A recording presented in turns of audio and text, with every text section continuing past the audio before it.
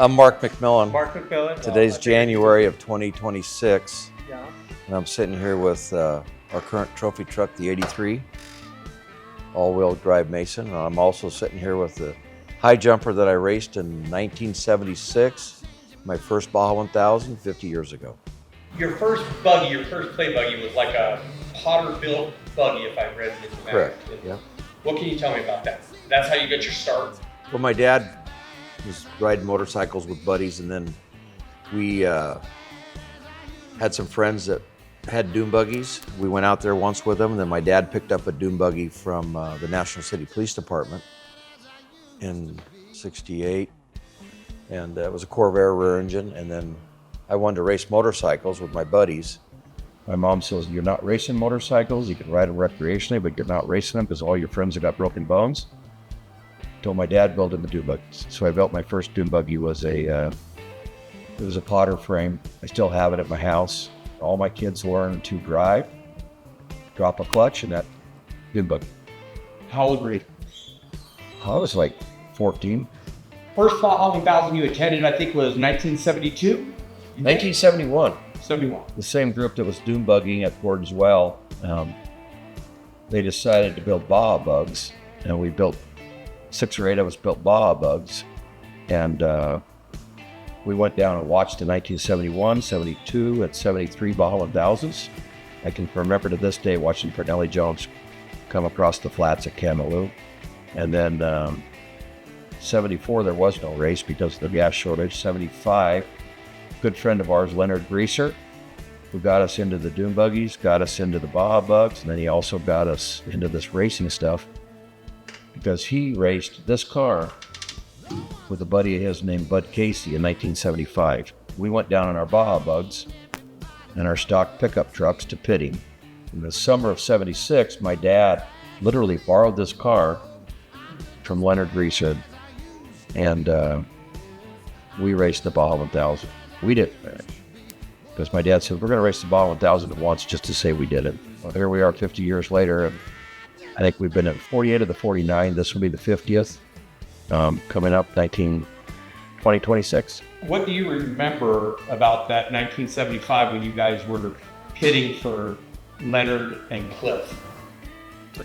It was Leonard and Bud Casey. What I remember is we were sitting at Camelot waiting for him, and hours and hours and hours later, with no communication, we figured out he wasn't coming. We went back upstream like a salmon looking for him, and found him broken down. I forget what he broke, but From 71, 72, and 73, and I guess 75, were you guys actually thinking that maybe you wanted to go race it, or was it just kind of like a family thing just to help friends and? just to help friends and be part of it. It was exciting to be part of it. I had no intentions of racing the Baja 1000. I didn't think about it. When did that change? When my dad said, "Let's borrow this car," I said, "Hell yeah, we're in." We put some rock tires on our dune buggies and went down and pre-ran. And the first time we pre-ran in October of 1976, we spent the night out there a couple of times. We were afraid of running out of gas. We didn't know where we were.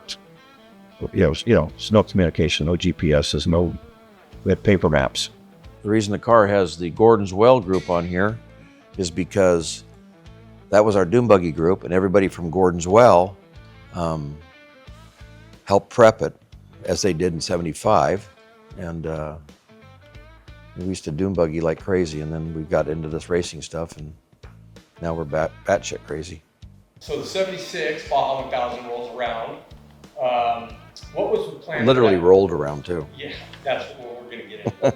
So what was the plan for the race for the 76? I mean, 1976, the plan was for me, all alone, because she's a single-seater, to start, go down, up to El Rayo, down to Nuevo Junction, over the summit, down to the bottom, up to Cabuso, no right turn. We went clear to K27, then all the way down, across the Laguna Salada, and then out to El Chinero. And then my father was going to get in, go up to Mike's, and take it to the finish. hence was going to get in. I put the car on its lid in 1976, just about 5 miles before Nuevo Junction. It was upside down, and some guys on motorcycles who I've met since then, maybe 10 or 15, 20 years ago, said, "We helped you get that upright that car." I said, "Thank you very much." When that car was upside down, I was in a puddle of water that was about 8 inches deep, and I went like this with my head because the car was on the bottom and there was water. That was only the first year that the Baja 1000 was postponed 24 hours because of rain. Anyway, I got the car going, got to Nuevo Junction, got fuel, went over the mountain, went all the way up to K27, got fuel. And we had the chief of police from Mexicali in our pit helping us, and somebody knew him. And then from there we went down Laguna Salada, and then about Tres Pozos, my car started missing. And what happened to me was the points closed up, and I couldn't figure it out. So I spent the night out there. I tried everything. Was I getting spark to the coil? Was I getting spark to the plugs? Was I getting fuel? I kept opening the distributor, clicking the points. I could see it was sparking. But what I didn't realize was when it was going over the lobe, it wasn't opening up enough. I spent the night out there. My dad found me the next morning. 3 minutes later, he opened up the points and said, drive it to El Chinero. And I put it on the trailer. After the race, your dad never got to get in the car. Nope. Because you had that issue and you were late. So he said, we're going to try it again in 77. I'm surprised my mother let us go out again, because my mother was not happy that I was camping out pre-running. My mother was not happy that I was lost on race night. And I was 20 years old. I wasn't her baby, but I was still her son. So 78-7, Parker goes around. Your dad still hasn't drove the race car. It's probably been close to a year now that you guys thought about racing, got him, right? Yeah. And he still hasn't been able to race it. I'm sure he's drove it, right? So I'm thinking the new high jumper, the plan was for you guys to race this car through 77. And during 77, sometime you guys made the decision to buy another high jumper. We did. Yeah. Scott raced with us the first time in 78, I think. And I'm guessing that might have been another reason to get the other car. So maybe there was enough. This is not enough car for 3 guys. McMillin's first win was the 78 Mexicali 250. Okay, that was that car. That was that one. Yeah. But then the very last race for this was the 79 Score Rivers. Yeah, it was fun no matter where you finished. It was racing on Thompson's Ridge, going like this. Of course, with these cars, we ran along the bottom. So when was it that you guys decided you were done with Class 9 to move into like the new Cheneth 2-seat Class 2? 79 Baja 1000. I think my dad built a 2-seater. And we raced 1979 Baja 1000. My dad won Class 2. And then he built 3 or 4 more as pre-runners, another one to race and 2 to pre-run in. When did McAdoo come into play? It wasn't the first round, it was the next car, like our 5th or 6th Chenoweth we built. No, I won my first Baja 1000 in 1981, McAdoo, which was a 2-seater, and I doubt that was its first race, but it might have been. Volkswagen with the bus box.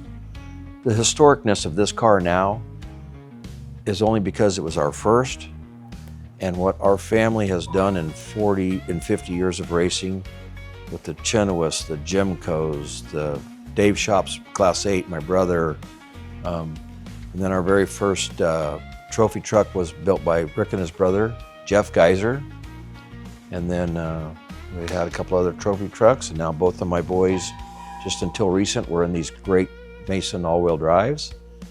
What they've done, what the family's done the last 20 years, is what's made this car a great starting block and a great piece of history. A little bit of a business and a lot of a bad habit, but I love it. I go at it the same way my dad did. He told my mom, she says, I don't know about those boys racing cars. He goes, well, we're gonna have the best, we're gonna do it the best way. We're gonna have the best equipment. I'm not gonna put them in a race car unless I think they're qualified. They're gonna practice. And if their heads aren't on straight, they're not going to race. And that's the same thing I apply to Dan and Luke now, and luckily I use these as a bait to get them through college. I told both boys, I said, I went to San Diego State. It's the first one in my family to go to college and finish. And I said, you guys need to go to college. And I said, the carrot is the race cars. And they both finished college, and I'm very proud of them. This car was Bass Boat Silver its first time out. And we had safety nets, KC lights. We had sandblasters on here, but BF Goodrich, I was one BF Goodrich, their very first Baja 1000 in 1986. And so we got BF Goodriches on this good toy today. And Rory did a great job restoring it. I'm very, very proud of it. The guy that prepped it for me was John McNair. Gordon's Wells, all of our group that pitted for it and also prepped it. I don't even know if it's Wright suspension. I don't think Wright was around yet. I think these are just Volkswagen arms. They're Probably right now. KC Highlights was pretty good to us. Bilstein shocks. I don't know if Doug Robertson was working there yet, but they gave us a lot of shocks. And our main sponsor was my mom and dad with McMillin Construction. We built, back in those days, we were building 200 or 300 houses a year. The drivers were my brother, myself, and my dad. Trackside photo, can't remember his name. Jim Ober, rest in peace. 913 was our first number for the 1976 Baja 1000. This was actually designed, this wasn't on this car, was it? Okay, so that M was a logo that somebody in my dad's marketing department made up and threw in front of him. And because before that we were just McMillin Construction block letters. Bilsteins. I don't think we had a safety light in the day. Did we? No, it was a work light. A work light, okay. And we had center lines. Are these center lines? Yes, sir. Awesome. Volkswagen, our motors were built, I think Don Hatz built our first motors. Then Don Hatz and Jim Fueling went in business with my dad with a company by the name of San Diego Power and Performance. We did motors and transmissions for other cars too. San Diego Power and Performance. K&N, I'm sure, is on there. And should be a button back here somewhere to start it. If you're broken down in the middle of nowhere, like down by Trace Postals in 76 at the Baja 1000. And these are where the points closed up on me. I spent the night out there. You put a spare in? No spare tires. No spare tires. Wow. No spare tires. That So- was stupid. You know, that's, So what happens when you get a flat out there? Dumbass shit. I forgot to ask you that. You could drive on it because it wasn't heavy. That pig weighs 6,000 pounds. This thing maybe weighs 1,700. Right. Yeah. Somewhere around there. Yeah.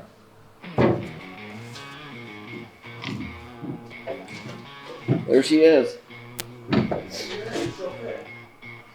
I do fit. Where's my helmet? There's the helmet. And this showed up. This showed up a good friend of mine, Dave Spethman, brought it over because he found it in his dad's garage. This helmet I've only had rehab about 4 or 5 months. There we go.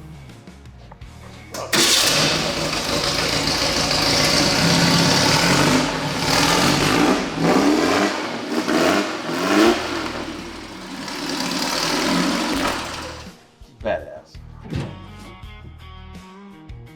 I want to really thank Rory Ward and Cody Swanty for, not that one, but this one here, finding and restoring the car that I raced in the 1976 Baja 1000. It was a great experience then, but I think it's even better today. Just seeing it for the first time, looking brand new. But it happens to be sitting next to what might be my favorite car, McAdoo. It's a 1980 Chenoweth 2-seat. And this car brought me my very first Baja 1000 win in 1981. In that particular race, I got first overall. My dad got second in the same class, third overall. My brother Scott got first in class 10. Fourth of a great McMillin day. I think it's my responsibility.